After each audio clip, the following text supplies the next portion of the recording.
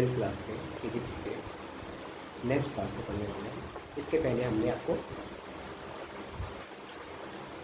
ये बताया है कि आवेश क्या है, फिर हमने बताया कि आवेश के गुण क्या होते हैं, और इसके बाद मैंने बताया है इसके पहले आपको आवेश के प्रकार, आवेश के प्रकार। तो आज हम इन टॉपिक के आगे देखने वाले हैं। आज हम देखेंगे आवेश की संकल्पना क्या है और वो किसके आधार पर दी जाती है, और फिर देखेंगे आवेश के संरक्षण का नियम क्या है, फिर देखेंगे आवेश का क्वांटिटीकरण।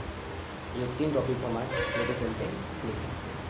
तो चलिए सबसे पहले हम पढ़ते हैं आज का टॉपिक पढ़ते हैं। आज का टॉपिक है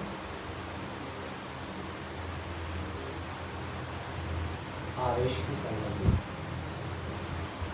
आवेश की संकल्पना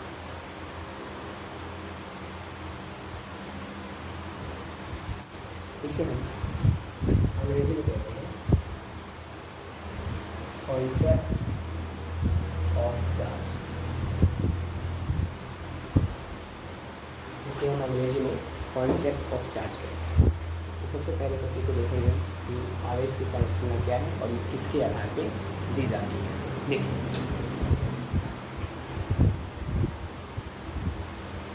आवेश की संकल्पना, आवेश की संकल्पना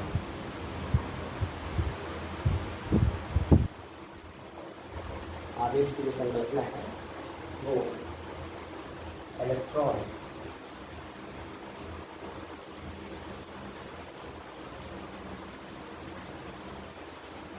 के आधार पर दी जाती है।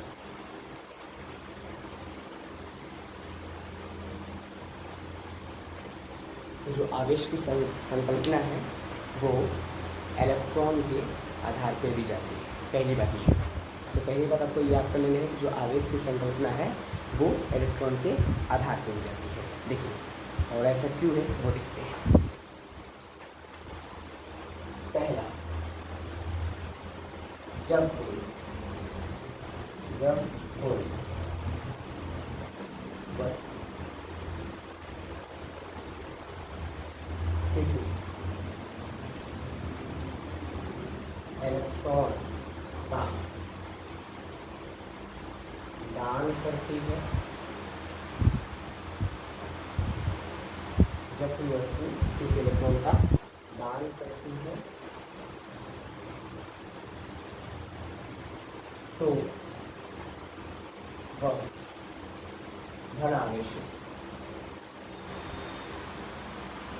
वह धन आवेशित हो जाती है।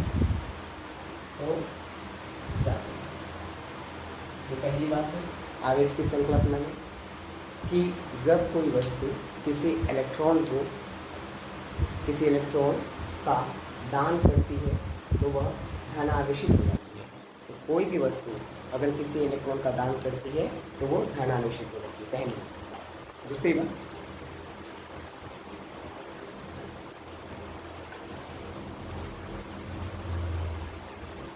जब कोई वस्तु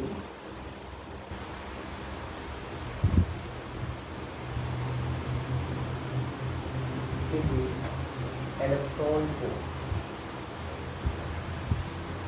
ग्रहण करती है तो वह ऋण आवेश हो जाती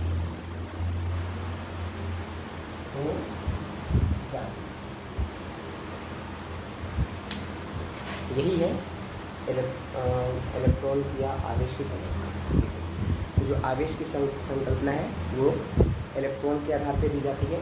और पहली बात देखिए आवेश की संकल्पना में पहली बात क्या है कि जब कोई वस्तु किसी इलेक्ट्रॉन का दान करती है तो वो धनावेशित हो जाती है, और जब कोई वस्तु किसी इलेक्ट्रॉन को ग्रहण करती है तो वो ऋण आवेशित हो जाती है। दान करने वाला धनावेशी और ग्रहण करने वाला ऋण आवेश होता है। ठीक, चलिए, और इसी को कहते हैं आवेश की संकल्पना। इसे हम समझते हैं, देखिए कैसे। देखिए, मान के चलिए एग्जाम्पल के तौर पर हम लिया जाए, हम सबसे पहले Na एक तत्व है और इसे सोडियम कहते हैं। और ध्यान रखें, यह एक धातु होता है। सोडियम का परमाणु क्रमांक 11 होता है। इसमें 11 इलेक्ट्रॉन रहते हैं। इसमें प्रोटॉन की संख्या 11 होती है। किसी भी तत्व में जितने इलेक्ट्रॉन होते हैं उतने ही प्रोटॉन होते हैं। अगर ये क्या करें, अपने अंदर से एक इलेक्ट्रॉन का दान करते हैं, Na क्या करते हैं, एक इलेक्ट्रॉन का दान करते हैं, तो ये बन जाएगा Na+ बन जाएगा, क्योंकि ये इलेक्ट्रॉन का दान कर रहे हैं, अपने अंदर से जो इलेक्ट्रॉन को बाहर निकाल रहे हैं। तो अगर ये इलेक्ट्रॉन का दान करे या फिर दान नहीं करे, समझ में आ रहा है। अगर सोडियम एक इलेक्ट्रॉन का दान करती है तो ये धनावेशित हो जाती है, इस पर धन आवेश आता है। ठीक है, अब सुनो, पहले इसमें इलेक्ट्रॉन कितने थे, पहले इलेक्ट्रॉन 11 थे। एक इलेक्ट्रॉन दान करने के बाद इलेक्ट्रॉन कितने बचे, पहले किसी के पास 11 इलेक्ट्रॉन थे, उसने एक दान कर दिया, उसके पास अब कितने इलेक्ट्रॉन बचे, 10। तब इसके बचे इलेक्ट्रॉन 10 बचे। प्रोटॉन कितने बचे, प्रोटॉन में कोई कमी, प्रोटॉन वैसे का वैसे रहेगा, क्योंकि पहले भी 11 था, अभी भी 11, क्योंकि इलेक्ट्रॉन का दान हुआ, प्रोटॉन का दान नहीं हुआ। तो इलेक्ट्रॉन का दान हुआ, इसलिए इलेक्ट्रॉन की संख्या में कमी होगी। अब प्रोटॉन का दान नहीं किया गया, इसलिए प्रोटॉन की संख्या में कोई कमी नहीं होगी। अब यहाँ पे अगर देखें तो 10 इलेक्ट्रॉन है और 11 प्रोटॉन है, 10 ऋणावेश है और 11 जो है धनावेश है। तो 10 ऋणावेश को खत्म कर देगा, बचेगा एक धनावेश, वो इस पर यहाँ पे आ जाएगा धनावेश। अतः हम ये कह सकते हैं कि अगर कोई भी वस्तु इलेक्ट्रॉन का दान करती है तो उस पर धनावेश आता है। अगर इसने एक इलेक्ट्रॉन दान किया तो यहाँ पे 1+ आता है, और इसने 2 इलेक्ट्रॉन दान किया तो यहाँ पे 2+ आता है। इस तरह से यहाँ पे प्लस आता है या माइनस आता है, यानी कि या धनावेश आता है या ऋणावेश। लेकिन ये अगर कोई वस्तु इलेक्ट्रॉन का दान करती है तो उसमें धनावेश आता है। ठीक है, ये पहली बात हो गई। दूसरी बात, अगर मान लीजिए कि मेरे पास एक क्लोरीन है, क्लोरीन के पास में पहले से होते हैं 17 इलेक्ट्रॉन, क्योंकि 17 होता है, और इसके पास 17 प्रोटॉन होते हैं। अब इस क्लोरीन क्या किया, क्लोरीन ने अपना एक इलेक्ट्रॉन किसी से ले लिया। इसने क्लोरीन ने अपने अंदर एक इलेक्ट्रॉन को प्लस कर दिया अपने अंदर। यहाँ पे कभी लिख यहाँ पे लिखो ग्रहण, यहाँ पे लिखे ग्रहण। ये क्या कर रही है क्लोरीन, यहाँ पे क्लोरीन क्या कर रहा है, एक इलेक्ट्रॉन को ग्रहण कर रहा है। अगर ये क्लोरीन यहाँ पे किसी इलेक्ट्रॉन को ग्रहण कर रही है तो ध्यान रखें कि इसके अंदर एक इलेक्ट्रॉन बढ़ जाएगा, यानी कि अब एक जो क्लोरीन है वो ऑक्सीजन हो जाएगी, और इसके पास पहले इलेक्ट्रॉन की जो संख्या थी वो 17 थी, लेकिन इसने एक इलेक्ट्रॉन किसी से ले लिया। अब इसके पास इलेक्ट्रॉन की संख्या कितनी होगी, वो होगी 18। प्रोटॉन की संख्या जितनी थी उतनी रहेगी, पहले 17 थी और अभी भी 17 थी। यहाँ पे कितना कहेंगे, अभी भी 17 कहेंगे, अभी इसके पास प्रोटॉन की संख्या 17 होगी। अब आप यहाँ पर देख सकते हैं जो धनावेश है वो है 17 और जो ऋणावेश है वो है 18। 17 धनावेश 17 ऋणावेश को खत्म कर देंगे, बचेगा एक ऋणावेश, वो यहाँ पे आएगा 1-। अब चूँकि 1 हम लिखते नहीं, इसलिए 1 को हटा देंगे तो यहाँ केवल आ गया ऋणावेश। तो इस प्रकार यहाँ पे धनावेश आया, तो इस प्रकार यहाँ पे ऋणावेश आया। तो आपने देखा कि इलेक्ट्रॉन के दान करने से धनावेश आता है, इलेक्ट्रॉन को ग्रहण करने से ऋणावेश आता है। अतः हम आवेश की जो संकल्पना है वो हम देते हैं किसके आधार पे, इलेक्ट्रॉन के आधार पे देते हैं। अब सबसे बड़ी बात ये है कि जो आवेश की संकल्पना है वो इलेक्ट्रॉन के आधार पर ही क्यों दी जाती है, प्रोटॉन के आधार पर क्यों नहीं देती, क्योंकि किसी भी तत्व के अंदर जितने इलेक्ट्रॉन होते हैं उतने प्रोटॉन भी होते हैं। तो आखिर हम लोग जो आवेश की संकल्पना देते हैं वो इलेक्ट्रॉन के आधार पे ही क्यों देते हैं, प्रोटॉन के आधार पे क्यों नहीं देते हैं। हम आवेश की जो संकल्पना है वो प्रोटॉन के आधार पे दे सकते हैं, बस शर्त ये है कि वो अगर प्रोटॉन जिस प्रकार इलेक्ट्रॉन किसी वस्तु से बाहर निकल रहा है, जिस प्रकार इलेक्ट्रॉन किसी वस्तु के अंदर जा रहा है, उसी प्रकार अगर प्रोटॉन कर ले तो हम आवेश की संकल्पना प्रोटॉन के आधार पे भी दे सकते हैं। इस बात को देखते हैं कि क्या हमारा जो प्रोटॉन है वो एक स्थान से दूसरे स्थान पे जा सकता है या नहीं। अगर ऐसा उसने किया तो हम आवेश की संकल्पना प्रोटॉन के आधार पे भी दे सकते हैं। लेकिन सबसे पहले समझते हैं, कोई भी तत्व लेते हैं, कितने तत्व कोई भी, किसी भी तत्व में आपको पता है जितने इलेक्ट्रॉन उतने प्रोटॉन होते हैं। अब हर तत्व का अपना क्या होता है, परमाणु होता है। परमाणु में आपको पता है कि 4 कक्षाएं होती हैं, और जो प्रोटॉन होता है, प्रोटॉन आपके वहाँ पे वो बीच वाला है, नाभिक में रहता है। सारे प्रोटॉन यहाँ नाभिक में रहते हैं, नाभिकीय बल से बंधे रहते हैं। और प्रोटॉन प्लस होता है, तो सारे जो प्लस होते हैं ना, सारे प्लस, सारे के सारे प्लस, और बाकी जो बचे हैं वो जो बाहरी कक्षा में इलेक्ट्रॉन रहते हैं और वो चक्कर लगाते रहते हैं ऐसे, ठीक है। ये परमाणु की संरचना होती है। अब बाइबल में मान के चलिए कि सारे के सारे प्रोटॉन नाभिक के अंदर है, बाकी जो यहाँ पे बच गए इलेक्ट्रॉन अपने यहाँ पे क्या करते रहते हैं, गति करते रहते हैं अपना, ये अपना ऐसे ये चक्कर लगाते रहते हैं, नाभिक के चारों ओर इलेक्ट्रॉन क्या करते हैं, चक्कर लगाते रहते हैं, ठीक है। सबसे भी कक्षा में इलेक्ट्रॉन रहते हैं। अब जब समझिए, देखिए नाभिक के अंदर रहते हैं प्लस, और ये नाभिकीय बल से जुड़े रहते हैं, और प्रोटॉन को नाभिकीय बल से छुड़ाकर लाना असंभव है। अतः प्रोटॉन यहाँ से एक स्थान से दूसरे स्थान पर नहीं जा सकता। कहने का मतलब ये है कि प्रोटॉन एक वस्तु से दूसरे वस्तु पे निकलकर नहीं जा सकता। क्यों? क्योंकि ये नाभिकीय बल से बहुत मजबूती आकर्षण बल से बंधा होता है, जिसके कारण जो प्रोटॉन है वो नाभिकीय बल के कारण नाभिक से निकल के दूसरे वस्तु में नहीं जा सकता है। यानी कि प्रोटॉन जो है एक वस्तु के नाभिक से निकलकर दूसरे वस्तु के नाभिक में नहीं जा सकता, यह असंभव है। अतः हम कहते हैं कि जो आवेश की संरचना है वो इलेक्ट्रॉन के आधार पर होती है, प्रोटॉन के आधार पर नहीं दी जाती है। चलिए अब हम देखते हैं इसका अगला पॉइंट। तो अगला पॉइंट ये है कि जो हमारा आवेश की संकल्पना है, आवेश की संकल्पना, अगला टॉपिक है आवेश की संकल्पना। आवेश की संकल्पना बहुत ही मस्त टॉपिक है, ध्यान रखिए। आवेश की संकल्पना, प्रोटॉन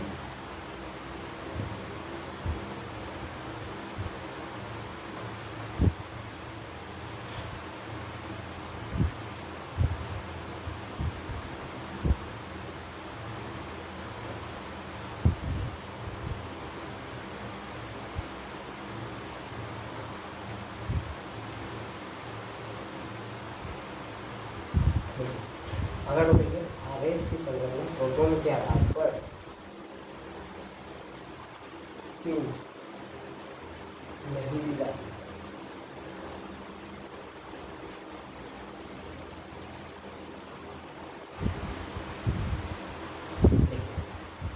अब एक अच्छा टॉपिक है। देखिए हमने जाना कि आवेश की जो संकल्पना है वो हम इलेक्ट्रॉन के आधार पे देते हैं। अब हम जानते हैं कि आवेश की संकल्पना जो है वो प्रोटॉन के आधार पे क्यों नहीं देते हैं, ये बात।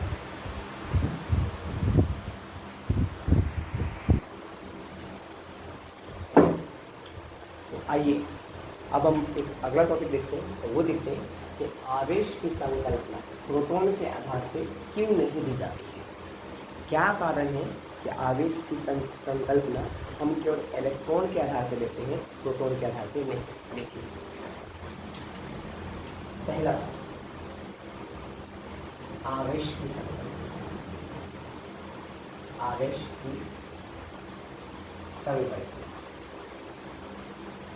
आवेश की जो संकल्पना है वो इलेक्ट्रॉन के आधार पर, इलेक्ट्रॉन के आधार पर दी जाती है, दी जाती है। आवेश की जो संकल्पना है इलेक्ट्रॉन के आधार पर आती है, प्रोटॉन के आधार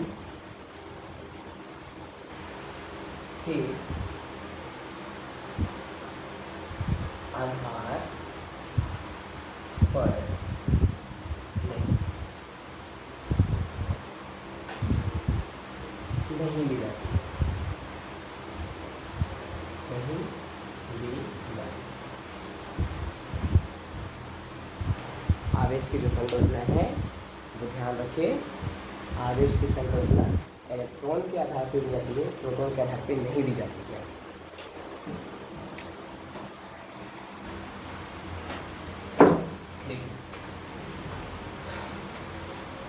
आवेश की जो संकल्पना है वो इलेक्ट्रॉन के आधार पर दी जाती है, प्रोटॉन के आधार पर नहीं। क्योंकि QT प्रोटॉन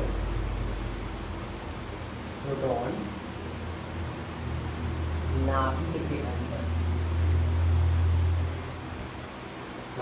अंदर सबसे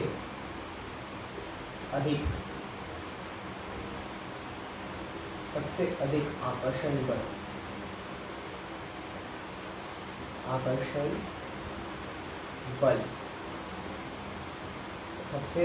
सबसे अधिक आकर्षण बल नाभिकीय बल से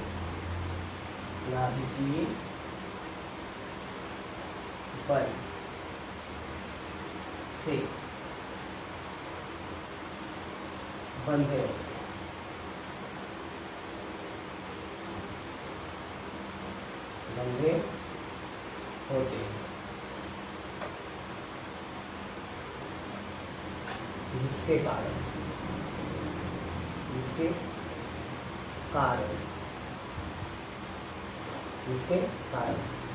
प्रोटॉन एक वस्तु से दूसरे वस्तु में स्थानांतरित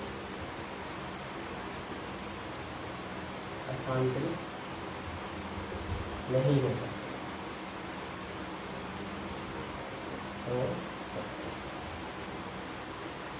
पहला बात तो ये होगा कि आवेश की जो संरचना है वो इलेक्ट्रॉन के आधार पर होती है, प्रोटॉन के आधार पर नहीं, क्योंकि प्रोटॉन जो है वो नाभिक में प्रोटॉन जो है वो नाभिक में सबसे अधिक आकर्षण बल नाभिकीय बल से बंधे होते, जिसके कारण प्रोटॉन एक वस्तु से दूसरे वस्तु में हस्तांतरित नहीं हो सकता है। जब प्रोटॉन एक वस्तु से निकलकर दूसरे वस्तु में जा ही नहीं सकता है तो धनावेश या ऋणावेश कैसे उत्पन्न होगा, और यदि धनावेश या ऋणावेश उत्पन्न नहीं होगा तो मुझे आवेश की संकल्पना कैसे करेंगे, फिर तो उसका अस्तित्व ही नहीं होगा। और क्योंकि धनावेश और ऋणावेश उत्पन्न ही नहीं होगा तो उसका अस्तित्व नहीं होगा। अतः हम कहते हैं कि जो आवेश की संकल्पना है वो इलेक्ट्रॉन के आधार पर दी जाती है, क्योंकि इलेक्ट्रॉन मुक्त होते हैं, वे एक वस्तु से दूसरे वस्तु पर जा सकते हैं। ठीक है, पहली कंडीशन। दूसरी कंडीशन, ये पहली कंडीशन होगी, ये पहली कंडीशन। दूसरी कंडीशन, प्रोटॉन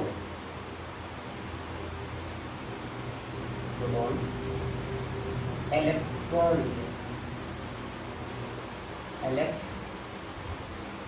से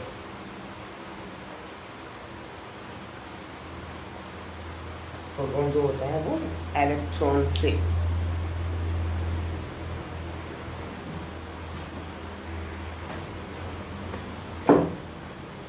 देखिए, प्रोटॉन इलेक्ट्रॉन से 1837 गुना अधिक भारी होता है, भारी होता है। अब बताइए, जो प्रोटॉन है वो इलेक्ट्रॉन से कितना गुना ज़्यादा भारी है? 1837 गुना भारी है। अगर इलेक्ट्रॉन मान के चलिए कि 1 माइक्रो किलोग्राम का हुआ तो सोचिए उसका प्रोटॉन कितना गुना उससे ज़्यादा होगा। इसका मतलब समझ रहे हैं आप कि प्रोटॉन कितना ज़्यादा भारी है। प्रोटॉन बहुत ज़्यादा भारी है। अब बहुत ज़्यादा भारी होने के कारण वो नाभिकीय बल से निकल पे नहीं आ सकता है।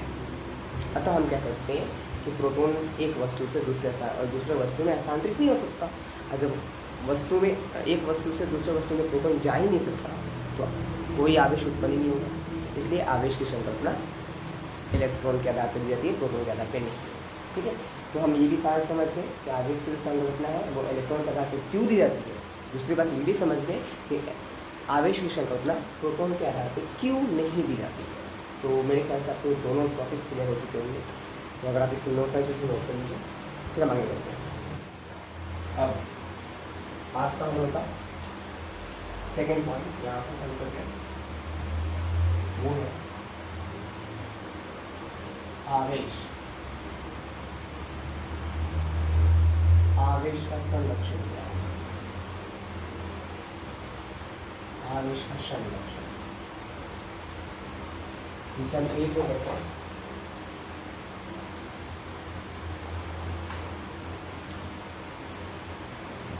इसको ए से कहते हैं कंजर्वेशन ऑफ चार्ज। ये हम लोग का टॉपिक देखिए।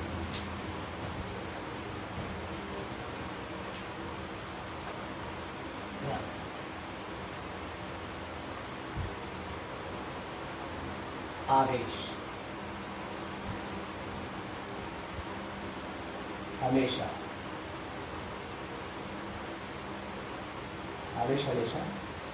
संरक्षित होती है।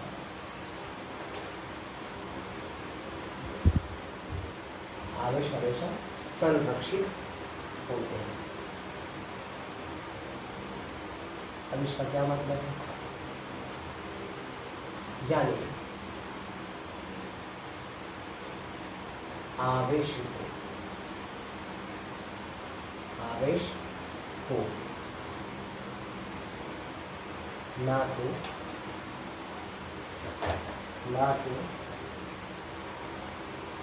उत्पन्न किया जा सकता है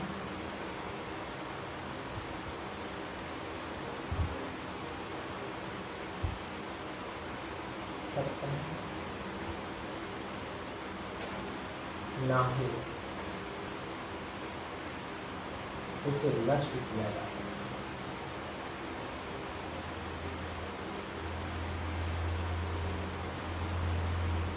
ना ही उसे नष्ट किया जा सकता है।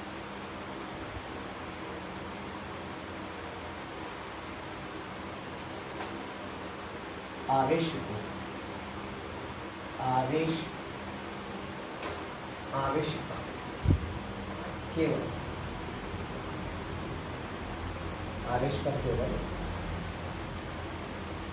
स्थानांतरण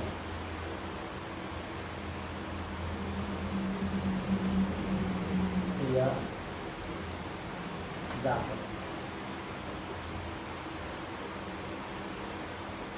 है।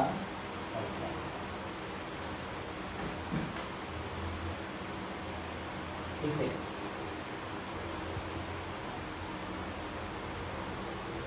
आवेश के संरक्षण का नियम भी कहते हैं।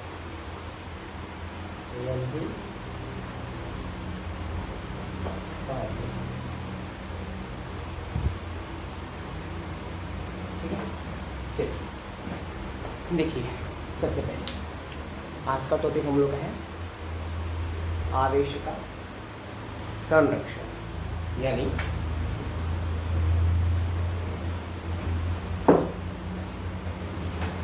Conservation of charge. आवेश का संरक्षण क्या? देखिए, आप इसे आवेश का संरक्षण कह सकते हैं या कह सकते हैं कि आवेश के संरक्षण का नियम क्या है। आवेश हमेशा संरक्षित होते हैं, यानी आवेश को ना तो उत्पन्न किया जा सकता है ना ही उसे नष्ट किया जा सकता है। आवेश का केवल स्थानांतरण किया जा सकता है, एक स्थान से दूसरे स्थान पर या एक वस्तु से दूसरे वस्तु पे हम आवेश का केवल स्थानांतरण कर सकते हैं। हम उसे ना तो उत्पन्न कर सकते हैं ना ही उसे नष्ट कर सकते हैं। इसे कहते हैं आवेश के संरक्षण का नियम। बस अब इसे हम इंग्लिश में कह सकते हैं law of conservation of charge. Okay, चलिए अब हम प्रोसेस को आगे देखते हैं। ऐसा ठीक है, हम अच्छे से जानते हैं कि पूरी पृथ्वी में अगर देखा जाए आवेश हो या फिर कोई अन्य चीज़ें हो, ऊर्जा वाली बात कही जाए, उसे हम ना तो उत्पन्न कर सकते हैं ना ही उसे नष्ट कर सकते हैं। उसका हम केवल या तो रूप बदल सकते हैं या उसका स्थान बदल सकते हैं, यही कर सकते हैं। तो इससे हम कहते हैं आवेश के संरक्षण का नियम। तो आवेश हमेशा क्या रहते हैं? संरक्षित रहते हैं। आप उससे पहले याद रखते हैं, फिर आगे का टॉपिक में बहुत अच्छे से आएगा। ओके, चलिए आप इसे नोट कीजिए।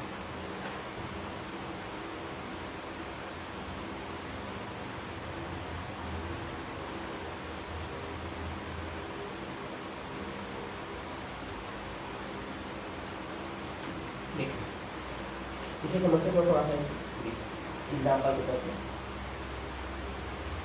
ठीक है। मान के चलिए इधर हमने क्या है, एक सिंपल सा एक हमने यहाँ पे धातु का छड़, ठीक, जिसे हम कांच का छड़ कहते हैं, धातु में तो इसे कांच का छड़, कांच का छड़। और इससे हमने क्या कर दिया, यहाँ पे दिया रेशम का कपड़ा, ऊन कह सकते हैं, यहाँ पे हमने ऊन मान ली ऊन, और इनको आपस में रगड़ा, इन दोनों को आपस में रगड़ा, इनको रगड़ा, एक रगड़ा, कांच के छड़ को हमने रेशम या ऊन के कपड़े से रगड़ा। जब हम दो वस्तुओं को आपस में रगड़ते हैं तो होता है यूँ है कि एक वस्तु पे से आवेश निकलकर दूसरे वस्तु पे जाता है, या तो इससे उस पे गया होगा या उससे इस पे आएगा। जो वस्तु, जिस वस्तु से इलेक्ट्रॉन निकल जाता है वह धनावेश होता है, जिस वस्तु पे इलेक्ट्रॉन आ जाता है वो ऋण आवेशित हो जाता है। अतः हम ये समझ पा रहे हैं कि अगर बाइनरी मान के चलते हैं कि इस पर से इसके से कुछ इलेक्ट्रॉन निकल कर ऐसे इधर की तरफ कुछ इलेक्ट्रॉन निकल के इसके और इस पे आ गया, मान के चलिए यहाँ से इलेक्ट्रॉन निकलते हुए ये इस वस्तु पे आ गया, इस वस्तु को पूरी तरह से आ गया।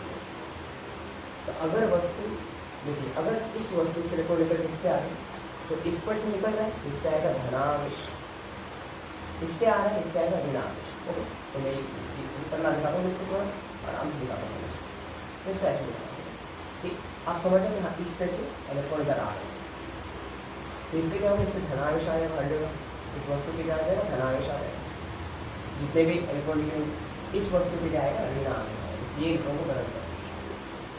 तो बस हम समझ गए कि अगर हम दो वस्तु का आपस में रगड़ते हैं तो दोनों वस्तु पे ध्यान के आवेश उत्पन्न होता है। वो आवेश परिणाम में तो बराबर होता है, जितना इस पे आता है उतना इस पे आता है, बस वो विपरीत होते हैं। तो मैं कह सकते हैं कि दो वस्तुओं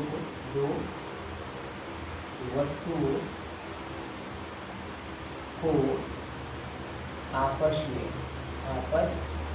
में रगड़ने पर उन पर परस्पर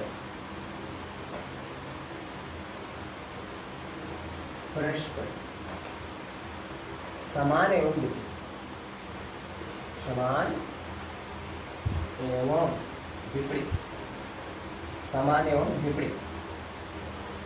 विपरीत आवेश उत्पन्न होता है।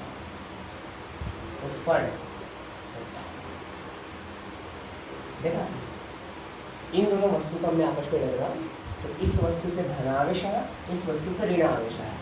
जितना इस पे धनावेश आया होगा उतना ही इस पे ऋणावेश आया होगा, यानी कि उनके परिणाम तो बराबर होंगे, बट उनके जब वो विपरीत होंगे मतलब उनके साइन अलग होंगे। अगर धनावेश है ऋणावेश होगा, तो इस तरह उनके दोनों के परिणाम सेम होंगे, बट वो एक दूसरे से विपरीत होंगे।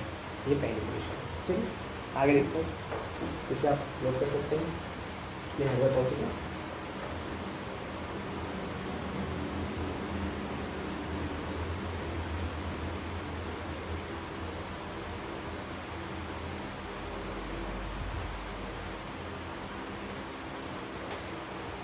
समझ में आपको?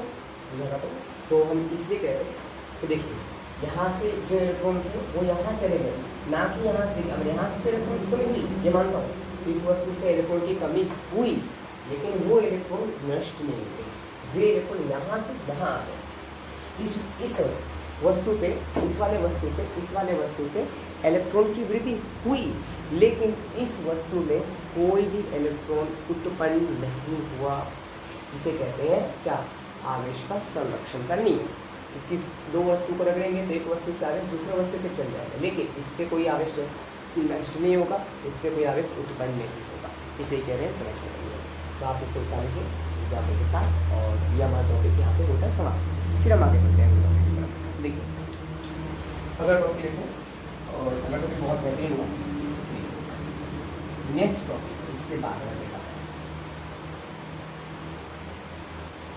वो है आवेश का क्वांटमी क्वांटमी मैं काम करता हूँ इसको आप इसको बता दीजिए तो मैं इसको रफ करता हूँ फिर इसको ऊपर करता हूँ अरे दिक्कत ना हो इसका कुछ डेरिवेशन भी है उसको बंद कर लिया था ठीक है उसको भी कवर कर लिया अब इसमें कर लिया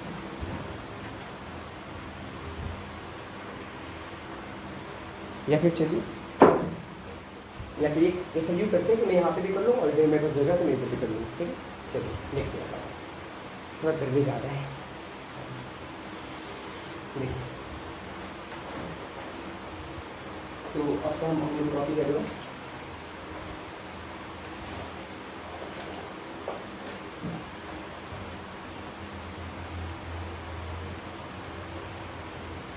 आवेश का क्वांटम करंट ये भी वेरी इंपॉर्टेंट है ऐसा कहते हैं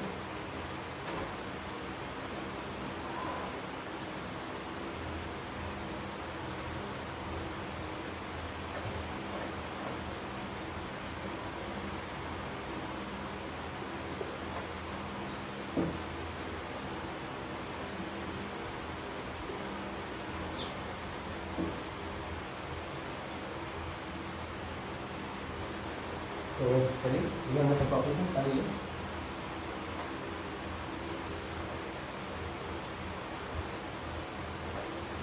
और अब हम लेते हैं आवेश का क्वांटम करंट। आप पहले एक बात को समझिए फिर हम आवेश के क्वांटम करंट की तरफ चलते हैं उसके डेफिनेशन को मान देखेंगे। चलिए मैं आपको एक चीज़ समझ बताइए आइडिया आप मान के चलिए कि आप किसी दुकान पे गए आप कहाँ गए किसी दुकान पे गए दुकान पे आपको क्या करना है कि आपको फ़ोन खरीदना है ठीक है अब दुकान वाला आपके सामने आया और आपने बोला चलो भाई फ़ोन दिखाओ मुझे तो फिर दुकानदार वाला आपसे पूछेगा भाई कितने फ़ोन चाहिए तो आप क्या बोलेंगे आप उससे बोलेंगे मुझे एक फ़ोन चाहिए या फिर ये कहेंगे मुझे 2 फ़ोन चाहिए या आप कहेंगे मुझे 3 फ़ोन चाहिए या आप कहेंगे उससे मुझे 4 फ़ोन चाहिए। क्या आप ऐसा कह सकते हैं उससे कि मुझे चलो भाई 1.5 फ़ोन दे दो मुझे 1.25 फ़ोन दे दो मुझे 2.5 फ़ोन दे दो मुझे 3.5 फ़ोन दे दो मुझे 4.5 फ़ोन दे दो मुझे 1.2 फ़ोन दे दो क्या आप ऐसा बोल सकते हैं बिल्कुल नहीं बोल सकते।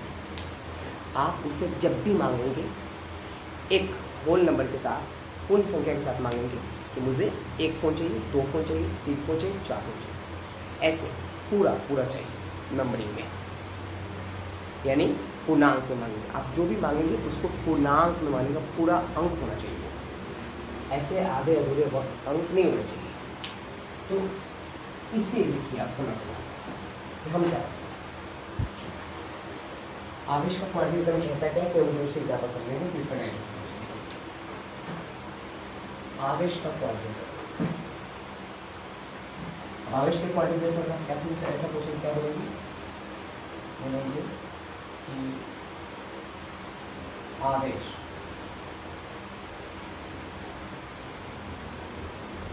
आवेश किसी वस्तु में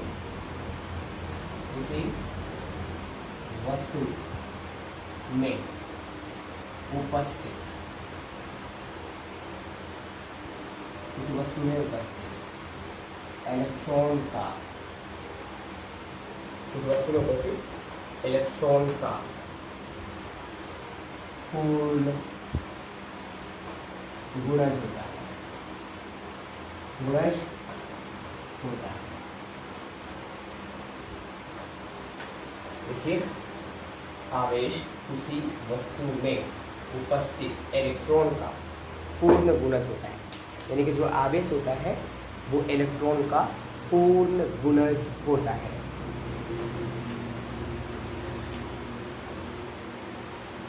इसे आवेश का क्वांटमीकरण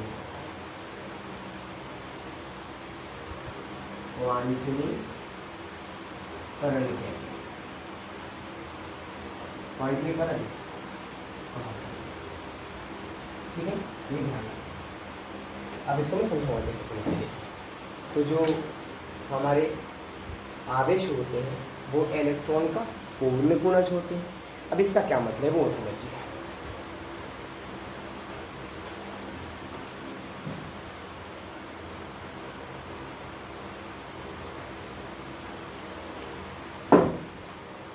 देखिए, मान के चलिए कि आपके पास ये कोई वस्तु है जिसे हम Na का नाम दे रहे हैं। इसके अंदर इलेक्ट्रॉनों की जो संख्या है वो है 11 और इसमें प्रोटॉनों की संख्या वो है 11।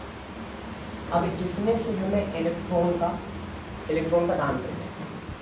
तो इसके बाहरी कक्षा में एक इलेक्ट्रॉन तो इसलिए एक इलेक्ट्रॉन का दान करेंगे, ठीक है। इसलिए हम इसको ये Na नहीं मानते, बस क्या मानते हैं, कोई वस्तु मानते हैं। ये कोई वस्तु है, ये कोई वस्तु है। इस वस्तु में से हमें इलेक्ट्रॉन का दान कराना है। तो आप इस वस्तु में से कितने ले सकते हैं? या तो कहें कि एक इलेक्ट्रॉन को बाहर ले सकते हैं, है ना। इसमें से आप एक इलेक्ट्रॉन बाहर निकाल सकते हैं, एक इलेक्ट्रॉन बाहर निकाल सकते हैं। या आप इसमें से 2 इलेक्ट्रॉन बाहर निकाल सकते हैं, या आप इसमें से 3 इलेक्ट्रॉन बाहर निकाल सकते हैं, या आप इसमें से 4 इलेक्ट्रॉन बाहर निकाल सकते हैं।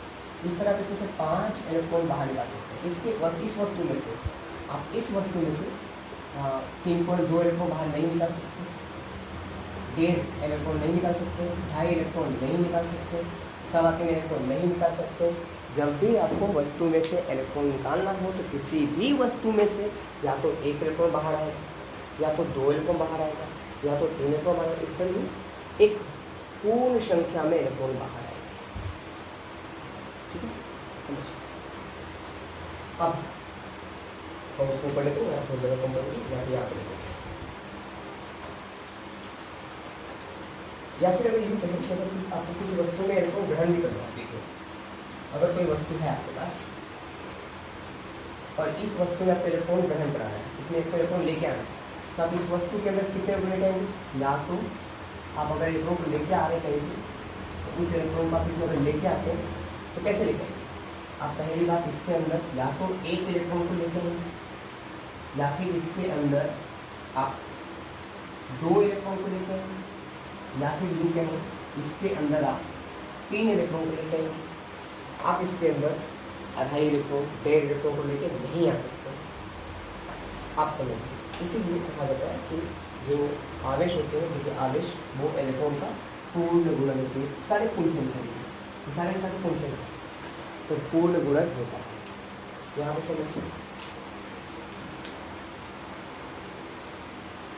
देखिए हम जानते हैं कि हम किसी भी वस्तु में से 1 इलेक्ट्रॉन बाहर निकाल सकते हैं, 2 निकाल सकते हैं, 3 निकाल सकते हैं, 4 निकाल सकते हैं, 5 निकाल सकते हैं, 6 निकाल सकते हैं, लेकिन 1.5 इलेक्ट्रॉन, 2.25 इलेक्ट्रॉन, 3.5 इलेक्ट्रॉन बाहर नहीं निकाल सकते। इसे ही कहते हैं आवेश का क्वांटमीकरण।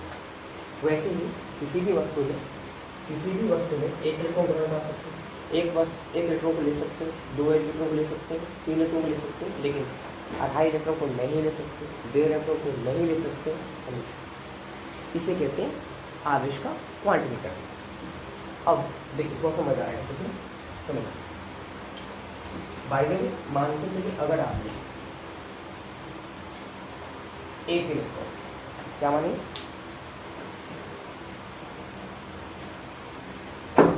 अगर आपने क्या किया कि 1 इलेक्ट्रॉन को क्या किया, 1 इलेक्ट्रॉन का दान किया, तो अगर आपने 1 इलेक्ट्रॉन का दान किया तो आवेश कितना है?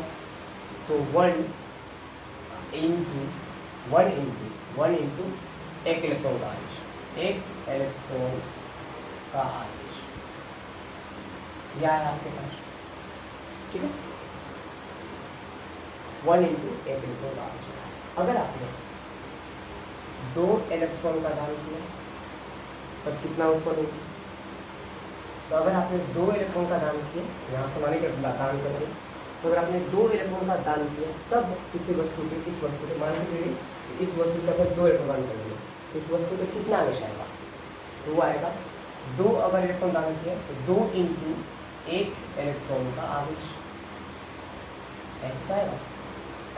अगर आपने, ये बस मैं हिंदी आपको ऐसे लिखा, अगर आपने वस्तु से 3 इलेक्ट्रॉन का दान कर दिया, तो अगर आपने 3 इलेक्ट्रॉन का दान किया तो उस वस्तु पे कितना आवेश आएगा? 3 इंटू 1 इलेक्ट्रॉन पर आवेश या 1 इलेक्ट्रॉन का आवेश, ये तो आएगा। अगर आपने उस वस्तु से n इलेक्ट्रॉन का दान कर दी, इस तरह 1 2 3 4 5 6 7 8 9 10 कितना भी अनंत तक n है। यदि आपने n इलेक्ट्रॉन का क्या किया, दान किया, तो आपके पास आवेश कितना आएगा, तो वो आ जाएगा n इंटू ई इलेक्ट्रॉन, क्या एक इलेक्ट्रॉन का आवेश इस तरह है। यानी कि देखिए सिंपल निकल है, बहुत प्यार से निकल है। तो आवेश अगर आपको पता करना है तो आवेश के लिए आपको क्या करना पड़ेगा, देखिए अगर आपने n इलेक्ट्रॉन लिया, n इलेक्ट्रॉन ले लिया, मुझे तो पता नहीं कि मैं कितना लूँगा, और उसके बाद क्या किया, ये एक जितना इलेक्ट्रॉन मुझे दे रहा है, ठीक है, मैंने अगर जितना इलेक्ट्रॉन दान किया होगा वो ले लूँगा इंटू ई। अब दान करने वाले पे आते हैं धन आवेश, इसलिए यहाँ पे आते हैं धन आवेश। ओके, तो ये यहाँ से फॉर्मूला करके धन आवेश, यानी कि Q is equal to n। ठीक है, समझ आ रहा है, नहीं आ रहा है? अगर आपको नहीं आ रहा तो कोई बात नहीं, ये तो हो गया प्लस वाला। अब या फिर यूँ कहें कि अगर मैं इसको जरूरत नहीं कि हमेशा दान कराऊँगा, कभी कभी तो मैं उसको ग्रहण भी कराऊँगा ना। तो अगर ऐसा हुआ कि कोई वस्तु है, वो वस्तु अगर एक इलेक्ट्रॉन को ग्रहण करती है, तो ग्रहण करने पर ऋण आवेश होता है, तो उस पर ऋण आवेश आएगा। कितना ऋण आवेश आएगा, तो एक इंटू 1 इलेक्ट्रॉन का आवेश, ऐसे जाएगा। अगर आपने 2 इलेक्ट्रॉन को ग्रहण किया करवाया, अगर कोई वस्तु है वो 2 इलेक्ट्रॉन को ग्रहण करती है तो उसका आवेश कितना आएगा, 2 माइनस में ग्रहण करती है, इससे माइनस आएगा 2 इंटू 1 इलेक्ट्रॉन पर आवेश या 1 इलेक्ट्रॉन का आवेश। अगर उस वस्तु में आपने क्या करा है, 3 इलेक्ट्रॉन को ग्रहण करा, तो उस वस्तु के आवेश कितना आएगा, -3 इंटू ई इलेक्ट्रॉन का आवेश। सिंपल है कि अगर 3 इलेक्ट्रॉन ग्रहण कर रहे हैं तो 3 इंटू 1 इलेक्ट्रॉन का आवेश, ठीक है।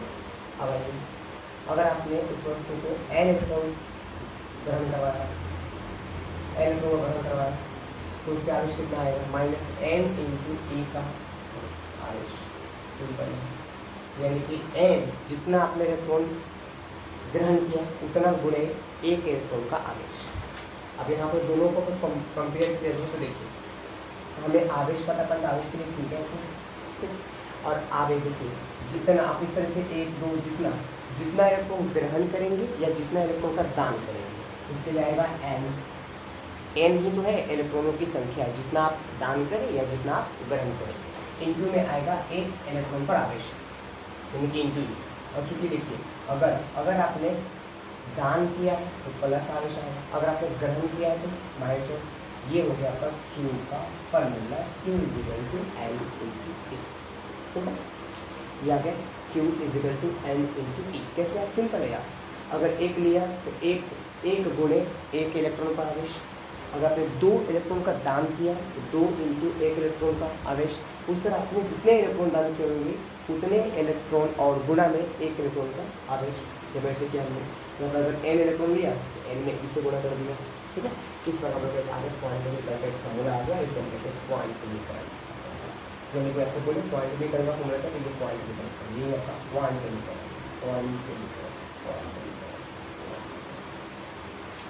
ठीक है। तो क्वांटिटीकरण का फॉर्मूला क्या होता है, Q is equal two plus minus n into A. Plus क्यों आया, अगर आपने इलेक्ट्रॉन का दान किया तो आपको प्लस का आवेश आएगा, और अगर आपने इलेक्ट्रॉन को ग्रहण किया तो उसको तो माइनस का आवेश आएगा। तो बस आपको चेकआउट करना पड़ेगा, जब भी आप आंतरिक प्रश्न बनाएं तो इलेक्ट्रॉन का दान हो रहा है या इलेक्ट्रॉन का ग्रहण किया जा रहा है। अगर दान किया जाएगा तो वहाँ पे प्लस में लीजिएगा, अगर ग्रहण किया जाएगा तो माइनस में लीजिएगा। ये आपको क्यों निकालने का तरीका। अब देखिए एक क्वेश्चन भी कर देते, ठीक है। यहाँ पे एक क्वेश्चन कर देते, मुझे आपको समझ में आ गया होगा बहुत अच्छे से। मैं तो आप प्लीज़ बताएं, तो हम आपको फिर से बताने की कोशिश करेंगे। मैं एक बार फिर से बता दूँ, सिंपल। आवेश का क्वांटिटीकरण है, ठीक है। आवेश किसी भी वस्तु में उपस्थित इलेक्ट्रॉन का पूर्ण, देखिए जितने आपने इलेक्ट्रॉन लिया, 1 लिया, 2 लिया, 3 लिया, 4 लिया, 5 लिया, 6 लिया, 7 लिया, 8 लिया, 9, जितने लिए कहाँ तक n तक लिया, वो सारे के सारे पूर्ण संख्या होंगे, पूर्णांक होंगे, पूरा अंक होंगे। तो आवेश किसी भी इलेक्ट्रॉन का पूर्ण गुणक रहता है, पूरा गुणा से यानी पूरे अंक से गुणा रहता है, इसमें पूरे अंक से गुणा नहीं, पूर्णांक से गुणा रहता है। अब अगर कोई वस्तु इलेक्ट्रॉन दान करेगी, एक इलेक्ट्रॉन दान कर सकती है, 2 कर सकती है, 3 कर सकती है, 4 कर सकती है, 5 कर सकती है, 2.25 2.5 नहीं कर सकती। या कोई वस्तु इलेक्ट्रॉन को ग्रहण कर रही है तो 1 ग्रहण कर सकती है, 2 ग्रहण कर सकती है, 3 ग्रहण कर सकती है, 4 ग्रहण कर सकती है, लेकिन 3.5 2.5 ये सब ग्रहण नहीं कर सकती है। इसे ही कहते हैं आवेश का क्वांटमीकरण। ठीक है, यहाँ पे हमको दिखाया कि अगर एक इलेक्ट्रॉन का दान करते हो तो उसका आवेश कितना आएगा, 1 × 1 इलेक्ट्रॉन पर जो आवेश उतरता है। 2 इलेक्ट्रॉन का दान किया जाए तो 2 × 1 इलेक्ट्रॉन पर आवेश। 3 इलेक्ट्रॉन का दान किया तो 3 × 1 इलेक्ट्रॉन पर आवेश। अगर n इलेक्ट्रॉन किया तो n × 1 इलेक्ट्रॉन का आवेश। इस तरह हमने किया। अगर वो दान करे तो, अगर वो ग्रहण करे तो उसको माइनस आएगा, दान करे तो प्लस आएगा, और इसको मिला के टोटल आवेश कितना निकाला ये निकाला आवेश। ठीक है, अब आइए मान लीजिए आपके पास एक क्वेश्चन है और इस क्वेश्चन में कहा है, क्वेश्चन नंबर लेते हैं। इस क्वेश्चन में कहा है कि आपका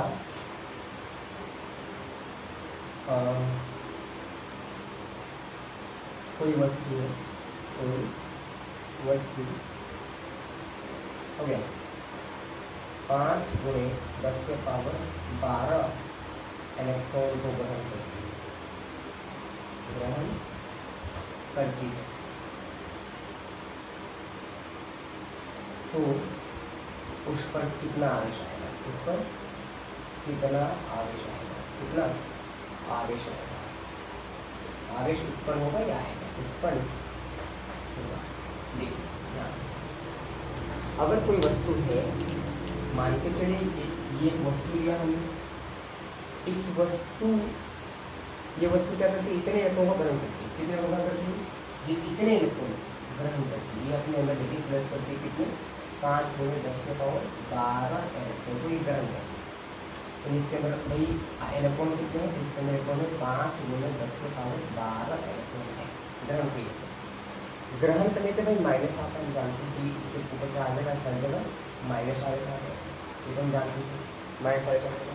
अब वो कितना है वो देखिए, उसके लिए क्या करना है, सिंपल आपका Q = होता है m × E। और आप देखो आपको Q निकालना है, आवेश निकालना है, और देखिए इलेक्ट्रॉन कितना ले सकते, तो इसमें इतना इलेक्ट्रॉन है, ये इलेक्ट्रॉन की संख्या है, तो कहेंगे इलेक्ट्रॉन की संख्या को n कहते हैं, तो आप ले लेंगे n का मान कितना 5, फिर वहाँ पे कितना 10⁻12 इलेक्ट्रॉन गुणा एक इलेक्ट्रॉन का आवेश कितना होता है, एक इलेक्ट्रॉन का आवेश याद होना चाहिए 1.6 × 10⁻−19 कूलम होता है। अब इसका गुणा कर लीजिए, देखिए 16 × 5 80 होता है, तो 8 हो गई। उसके बाद देखिए 10⁻1912 है, तो 10 आगे कितना आ जाएगा आपके पास, -7 आ जाएगा, तो इतना आवेश आएगा 10⁻−7 कूलम, ये आवेश आएगा। उस वस्तु पे इतना आवेश उत्पन्न होगा, तो उस वस्तु पे कितना आवेश उत्पन्न होगा, इतना। देखिए एक चीज़ और, अगर आपने नोट नहीं किया, देखिए इस Q का मतलब है आवेश,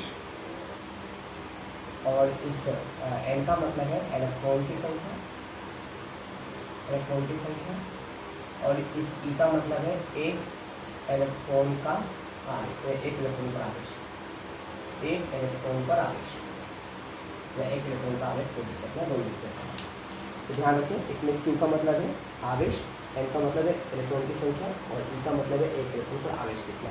और एक इलेक्ट्रॉन पर आवेश कितना होता है, तो ध्यान रखें एक इलेक्ट्रॉन पर आवेश अगर आपको पता करना हो, मैं यहाँ पे लिखा होगा, यहाँ पे रसी लिखा एक इलेक्ट्रॉन पर आवेश। तो अगर एक इलेक्ट्रॉन पर आवेश आपको पता करना हो, तो एक इलेक्ट्रॉन का आवेश होता है 1.6 × 10⁻19 कूलम, ये आपको याद कर देना है। चलिए, तो आज हमने देखा आवेश की संकल्पना क्या है, फिर हमने देखा आवेश की संकल्पना किसके आधार पर देते हैं, फिर हमने देखा आवेश के संरक्षण का नियम क्या है, फिर हमने लास्ट देखा आवेश का क्वांटीकरण क्या है।